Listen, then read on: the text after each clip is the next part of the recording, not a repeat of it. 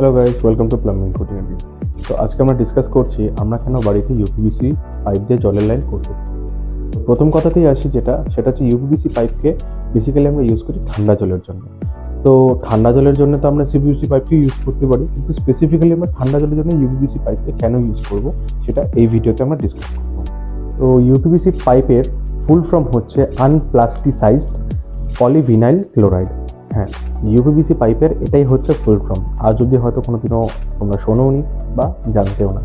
তো ইউপিভিসি পাইপের একটা খুব বড় বৈশিষ্ট্য হচ্ছে ইউপিভিসি পাইপকে আমরা খুব ইজিলি হিট দিয়ে বেন্ড করতে পারি। মানে আমরা এটাকে খুব সহজেই হিট দিয়ে যে কোনো শেপে আমরা এটাকে ট্রান্সফর্ম করতে পারি, যার জন্য খুব টাইট স্পেসের মধ্যেও আমাদের প্লাম্বার ভাইদের এটাকে দিয়ে কাজ করতে খুব সুবিধে।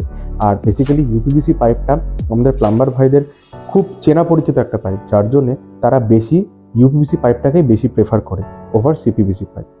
এর থেকে বড় কথা হচ্ছে ইউপিভিসি পাইপের কস্টিং আমাদের সিপিভিসি পাইপের থেকে অনেকটা কম, অ্যাবাউট 30-20% কম থাকে, যার জন্যে খুব ইজিলি আমরা ইউপিভিসি পাইপ দিয়ে আমাদের বাড়ির জলের লাইনের কাজটা শেষ করতে পারি।